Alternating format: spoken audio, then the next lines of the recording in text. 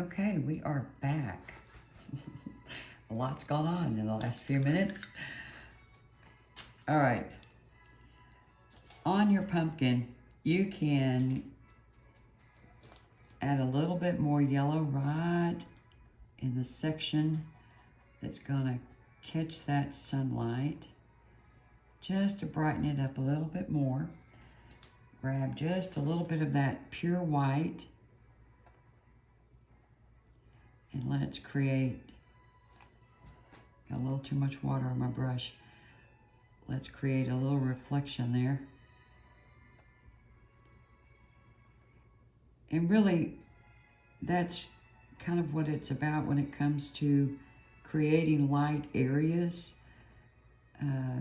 You're building a platform for the actual reflection or the highlight, however you want to term it. So, a little bit more white using, oh, I grabbed the smaller one. It's a round brush, let's see, that's a number 3. It will do just fine. We're just going to add a little bit of a highlight just by stroking it on. We want to kind of blend it out a little bit. Of course, the other paint underneath is all dry, but when you're adding layers, you can do it with a damp brush and move it around a little bit before it dries. Place it where you're happy with it.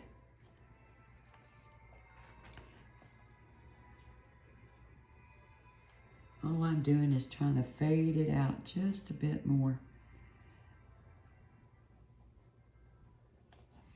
Grab a little bit more of that white and let's do the same right here.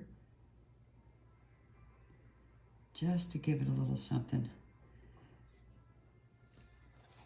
And you could stop now. Or keep going.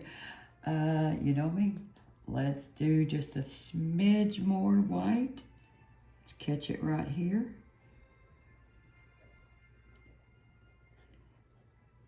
This is a good time for your hand to shake. You just stroke that. And again, it gives it a little something. That's probably a little bit more than what I want. Where is my scruffy brush?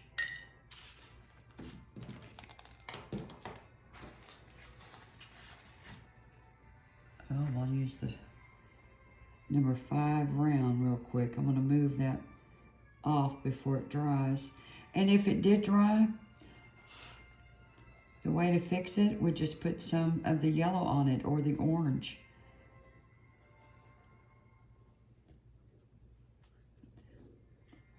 Let's do a little bit more right here on this side. I thought I did some, but it's not quite enough. You're just adding a little bit of highlight. Just makes it a little bit more interesting. Okay. I think that'll work. Now, you can take and put a little bit of black on your palette. Remember, the rule of thumb with that is put black off to the side.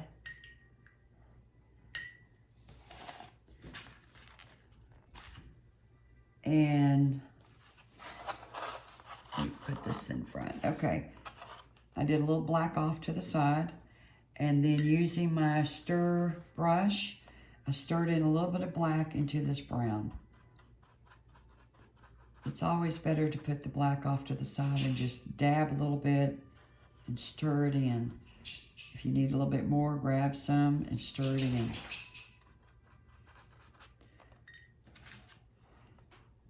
We're going to work on, now this, honestly, I have to say, this is not actually a true form of a stem on on a pumpkin. Now, after you know, when you pull a pumpkin off, those that don't garden, usually that stem is green, yellowish green. But now if it sits, if the pumpkin sits for a long time, that the stem will go brown. But just for making things look cool looking, I went ahead and went with the dark brown stem. What I'm doing here is grabbing a little bit of that black and brown, and just think of a half of a moon shape at the top of this stem.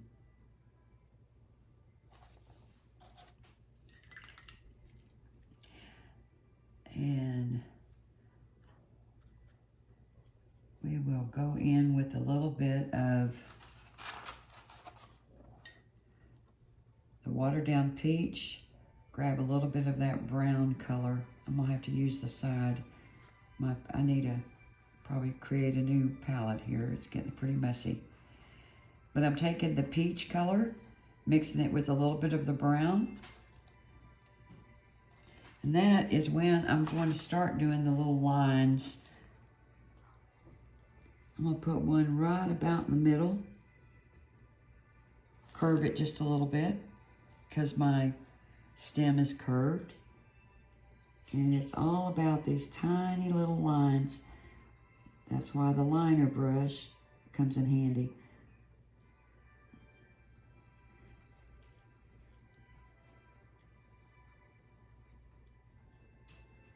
Probably need to reload a little bit on this paint.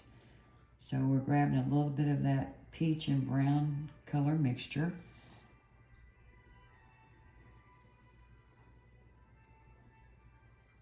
We're just doing some lines on it.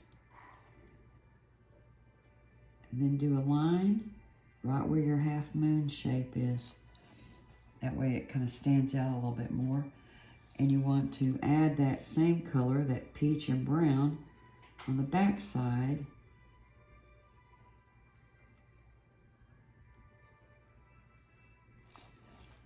Again, it just gives it a little something.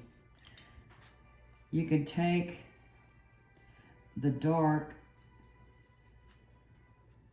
the black and the brown mixture that you made. Make sure it's watered down a little bit. And let's go next to those lines.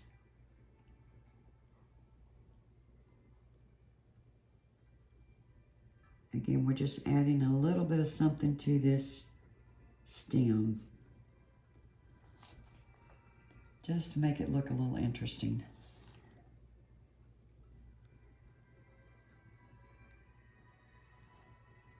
And then underneath that light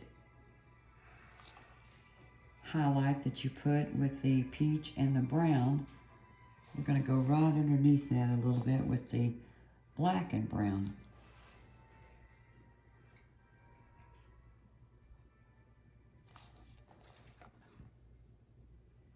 Okay, let's just take that, a light peach color, which is the peach color we mixed up, the orange and yellow, orange and white. Add a little white to it, a little bit more to make it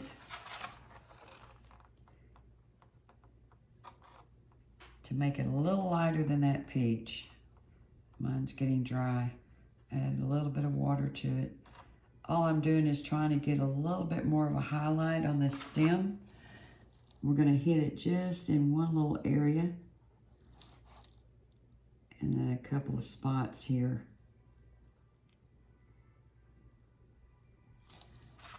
Again, just to give it a little something. If you want, take that dark color that you made with the brown, the black and the brown, add a little water to it, make sure it's really thin, almost the consistency of Jell-O. Using my liner brush, I'm going to come at the base of it. Well, I think I am. Just to give it a little dark spot there between the sections.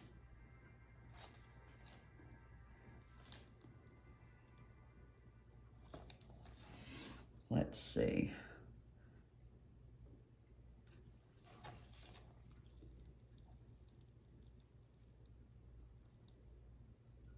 Just adding a few more lines to the stem. Again, just to give it a little something.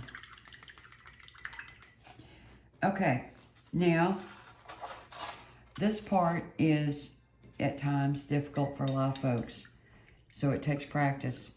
Keep your number 5 round brush or whatever round brush that you're using. Keep it wet or damp and ready to go. So if you don't like, if your little twirly thing that I'm fixing to show you how to do, if your little twirly thing doesn't work out to your liking, if it ends up being too thick, or you just immediately grab your dancing brush or your 5 round brush and you can wash it off before it sets and dries. This little deal takes practice. Which brush am I going to use? All right, I'm going to use the script brush. And again, using my stir brush, I'm adding quite a bit of water to that dark brown, which was a mixture of the brown and black. I'm going to do a little vine. Of course, those little pig ears is what they call them, that are on watermelon vines or pumpkin vines. A lot of times those pig ears, they fall off. But if they're still on your vine and they turn brown, then usually that tells you that that fruit is ready to go and you can harvest it. Okay, loading my brush. Remember the rule of thumb, load your script brush or your liner brush and then twirl it off. Again, twirl it off. That way you just have a nice thin amount. And I'm going to come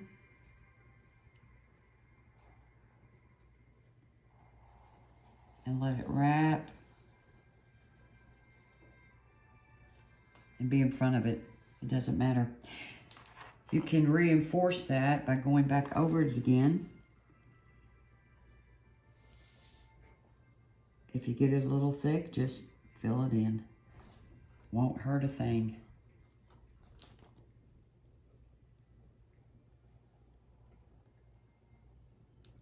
And usually, if I think I've told y'all this before, if you're doing something that's that, that small, or you want to be, you want it to look nice and thin, if you hold your breath. I can hear your loved ones walking by going, "What's wrong with you?" "Oh, I'm holding my breath."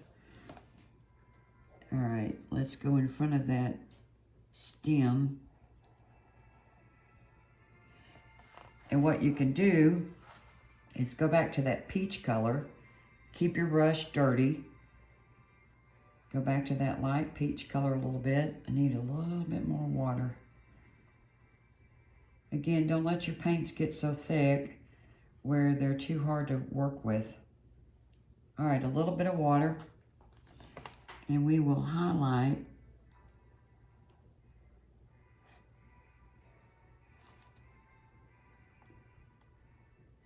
that little vine.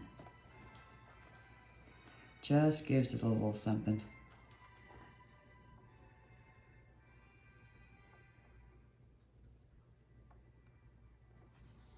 Okay. Now for the bird. Let's get a new palette, because this one's pretty much shot, although I will put a styrofoam plate on top of it and put a cup on top. That way, if I need to refer back to those paint colors, I'll have them. Ah, cheers to the coffee.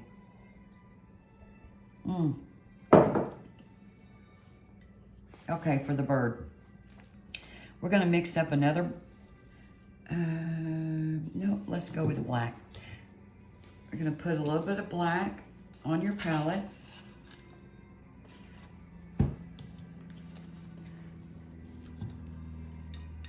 Take your scruffy brush. Let's add some water. It's still a pretty thick paint. Again, take your scruffy brush or your stir brush, grab some water, and this is what I'm talking about when I'm grabbing water. You can see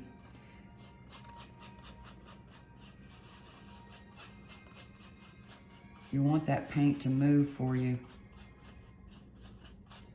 If it's taking way too much effort to blend or to do really anything, even when you're doing the background, if it's taking too much effort to get your paint on there, add a little water to it. It'll make your life easier. Okay, nice and wet. I am going to use my liner brush. We're gonna put a bird on here. Now, don't be criticizing my bird, okay? This is an easy bird. Y'all can do this bird, I promise. I really like a black crow, you know, sitting on my pumpkin. And I know I could pull out a pattern and put it on here, but y'all can't do that unless you've got the program on your computer. So I wanted to do a bird that we can all do.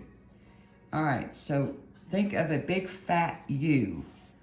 So this bird,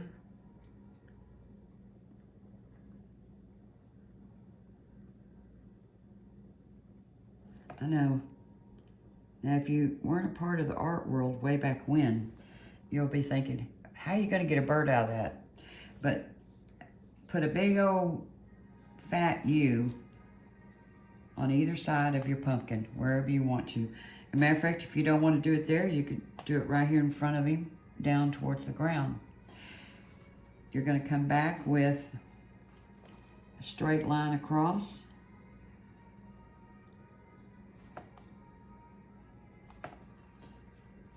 Go ahead and take that straight line straight on out. Can you see the bird yet?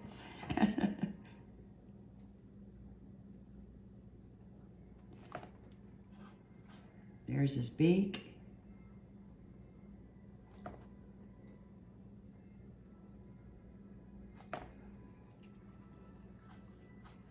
All right, we're going to give him some tail feathers.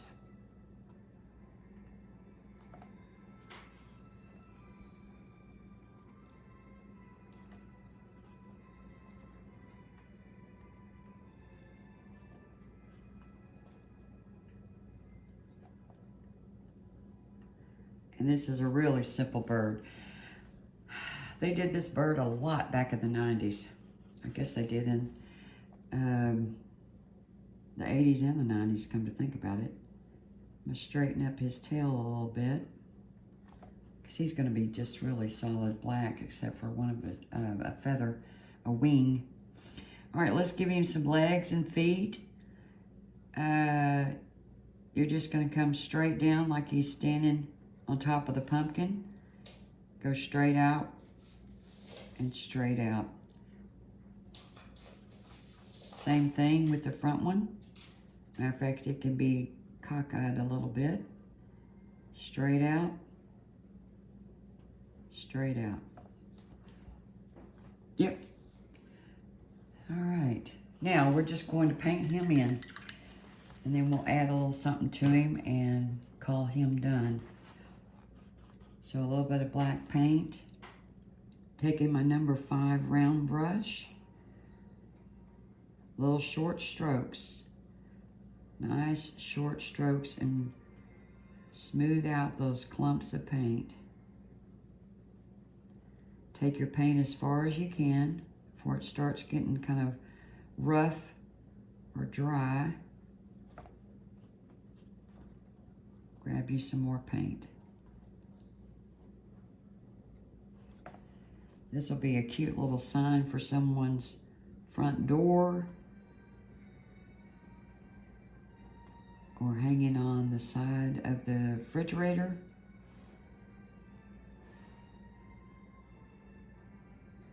All right.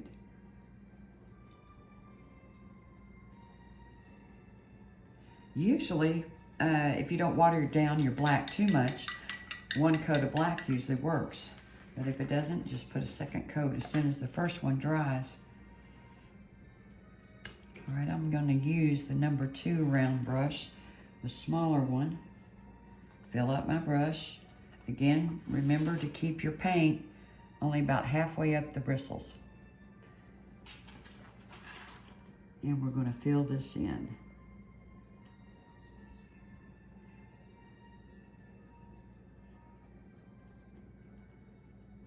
But of course, if you have a program that will print you out a beautiful crow, that would be really pretty on this.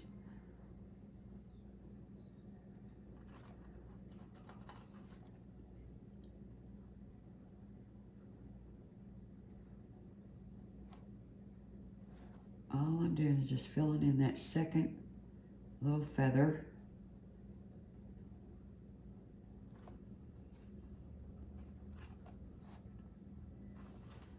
Let's do this. Let me hold this for a minute.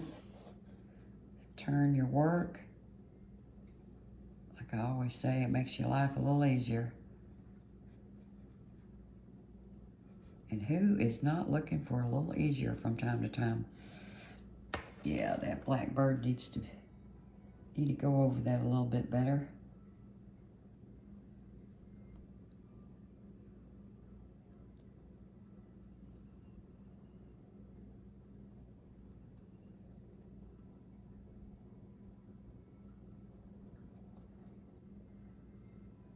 I am going to cover him on a second coat one more time here.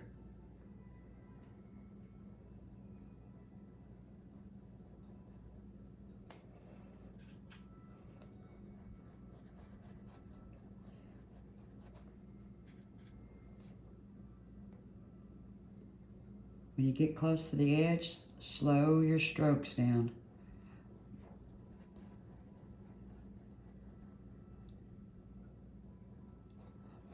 All right, let's do his feathers one more time so they're not looking all splotchy.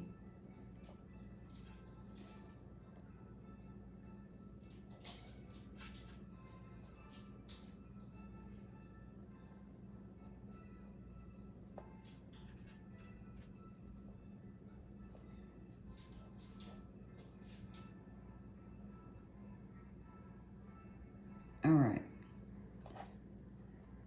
I think that will work. His nose, it's up to you. It can be yellow or it can be orange. I am going to go for the light yellow again.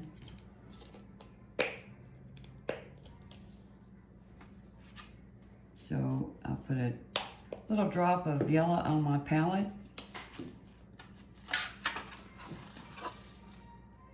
The reason I'm going with light yellow is that way it covers that background pretty quick. So mixing the yellow and the white together. Yes, I know there's a little black in my stir brush. It's okay, you keep stirring, it disappears. All right, using my script brush, because that's a tiny little spot. Making sure my brush was damp first before I start pulling on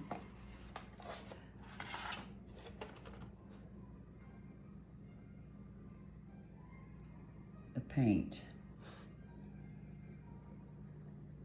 Now I'll fill this spot in and then go back with black to clean it up a little bit.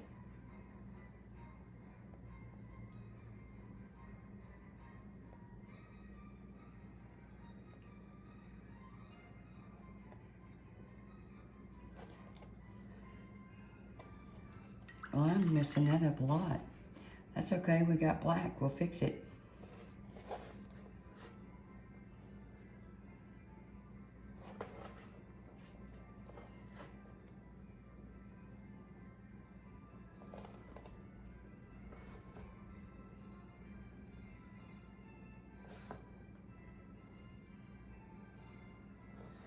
Okay, nice and cleaned up. That works. All right, let's give him a little, whatever that is on their nose.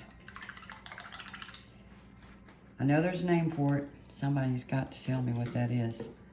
Now, for his eye, we need to give him a little eye. So put a little drop of white paint on your palette. Now this stuff is like decorative crafting, but still it's fun. So using my script brush, I'm using at the handle end. All I do is tap that paint. Got a little bit on there. And just touch it right there. That's gonna be his eye. Now I'm gonna take that same white paint, mix it with a little bit of that black. Give me about a medium gray or light gray, it's up to you. And we're going to put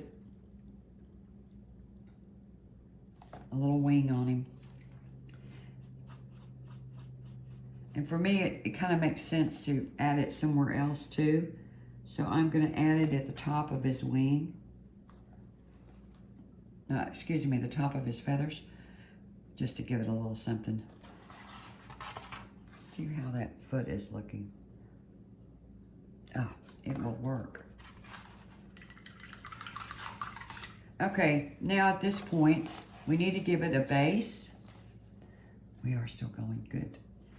Yeah, my phone just decided it had enough, I had no more memory last night. Thank goodness it stopped right between we, fixing to do something else. So, and I caught it. It's like, I've never seen that happen before. Okay, for the base down here, let me see, can we grab that brown that we had? See, that's why you put a palette, styrofoam plate back on top. Using that same brown, I'm gonna water it down a little bit more, just to make it the consistency of Jell-O. Because I wanna do a little bit more of a ground that the pumpkin's sitting on, but it's not something that, like I wanna paint in. I want it more like a stain. So I'm gonna have to turn this a little bit, bear with me. And I'm filling up my number 5 brush round.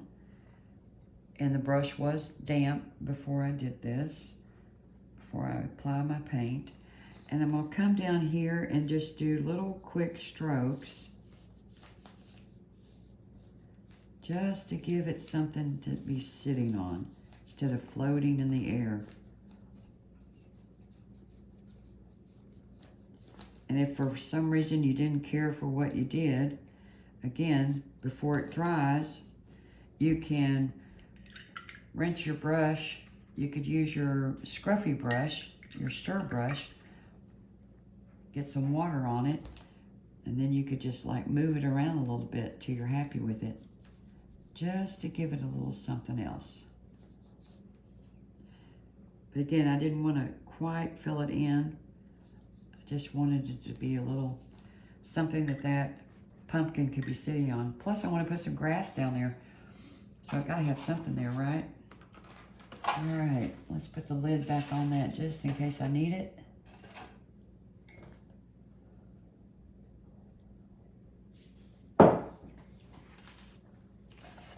All right, let's give it a little bit of grass. Take an any old green you want to use. Right now, this is that Delta Ceramicoat. Very good paint.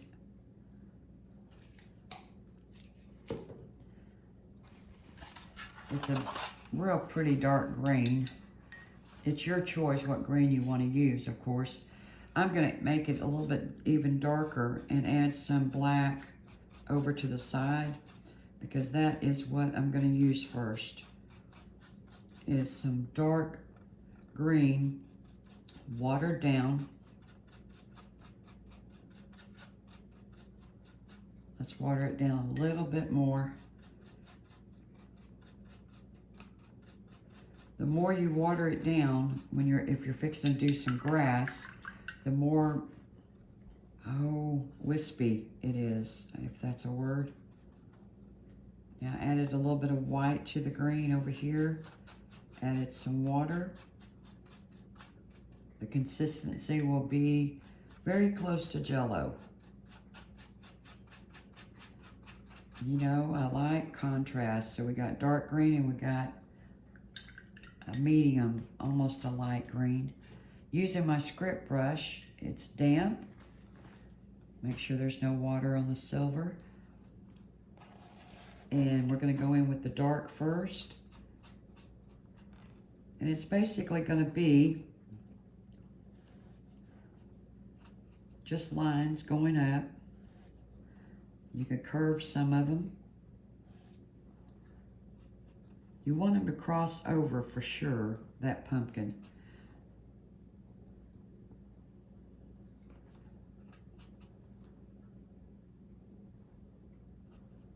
Now let's do a real tall one.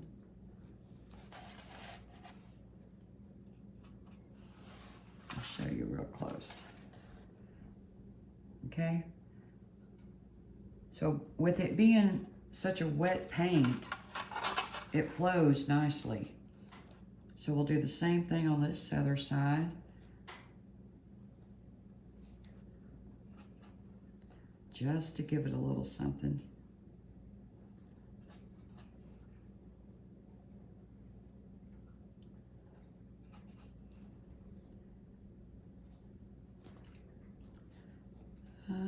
Maybe one more. We call that almost done. Okay. Now that needs to dry, and it won't take long. Oh, I'm sorry. Goodness gracious, Beth. We're going to go in with that light green now. And let's try to go over some of these, not all of them.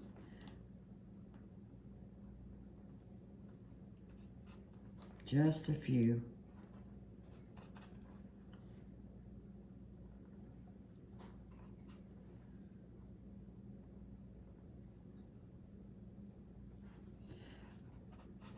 Just makes it a little bit more interesting.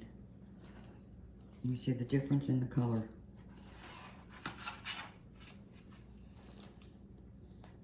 Let's add a little bit more here. Yeah, okay. We'll let that dry.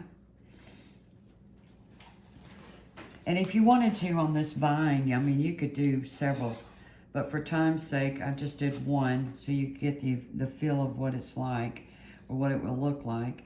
You could do another one that comes down too, or another one coming over this direction or going out that way, just to make it more whimsy. It would look really, really cute. That dot of his eye is still drying, but what I want to do is I want to put the font, a welcome word up there and show you how it's done. And now you could freehand this if you wanted to. I freehand a lot of my lettering when it's on something small.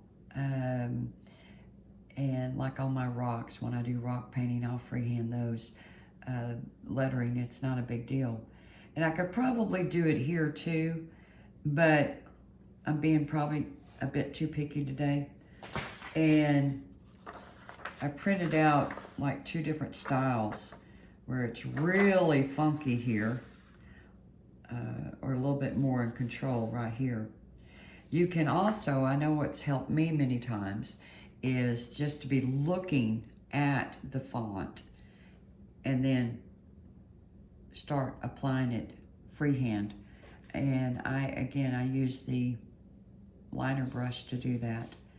It works a little bit better than trying to do it with a number 5 or excuse me, like a number 2 or number 3 round. I mean, it can be done. There's a lot of folks that I've watched them do writing with fairly large paintbrushes. And oh my goodness, they come up with some beautiful stuff. But I'm not one of them. So, as soon as this dries, I'll show you how I'm going to put my welcome up here. And we're going to start painting on it a little bit. and get you started on it if you want to add that to your piece. Another thing, while that's drying, another thing you can add to it as well, and that is, let me get some tape. And if you saw one of my other tutorials, you can splatter. That just, again, this is more of a craft type project, not a serious painting. And adding a little bit of splatter to it, it makes it a little bit more whimsy. It kind of breaks up, in this case, breaks up a lot of this orange. So we're gonna splatter, but this brings up another thing. And we're gonna put that welcome up there. And if you wanna hang it, you can, you could, if you have a round board or a square board, you can drill 2 holes at the top, put a twine in it, and you're good to go, and it'll hang up. You can even add, you know, with hot glue, a little bit of greenery. I used to do classes here in my home where we did these 14-inch welcome signs, and the girls would do all the painting that we wanted to do, and then we would, of course, the holes were already drilled in the board. We would put a twine up there to hold it, and then we would hot glue ribbons and foliage, and it just really looked cute as all get out. It really was nice. But that's up to you. If you've got an easel, this would sit very nice on an easel with the welcome sign. It'd be great for fall. So, okay, so back to splatter. I'm gonna put piece of Scotch tape on my thumbnail just because I've got enough paint and garden soil underneath my nails. And my old toothbrush here is damp. I'm patting it on the paper towel to make sure there's no major drips. I'm going to touch it in the black paint, touch it again, so I'll make sure I don't get big old blobs on here. I don't want that. Using my thumbnail, I'm going to scrape this brush, and it's going to splatter it for me.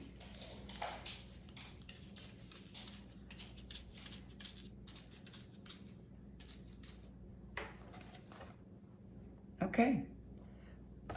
Now, if I rinse my brush off, let's do a little bit of white. And if you want to get really crazy, you could water that black down and then just drip it. Do a few drips. But there's no return on that. In other words, if you didn't like it, now you could probably wash it off quickly with a number 5 round brush. But I think small is probably best way to go. All right, I've watered down my white. I'm patting my palette to make sure there's no big clumps.